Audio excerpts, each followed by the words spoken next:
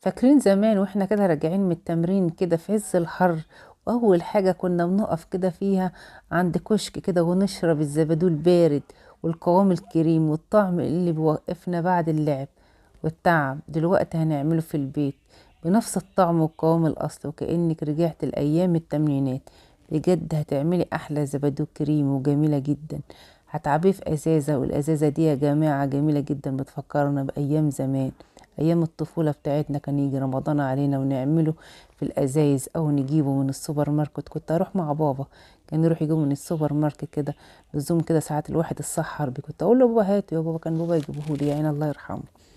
فرجعت الايام زمان، فحبيت اعمله لكم بطريقة الشركات والمصانع. لو انتوا عايزين تعرفوا السر خشوا على قناة بلاش ديليفري، تعملوا احلى زبادو يفكركم بايام زمان وايام التمانينات.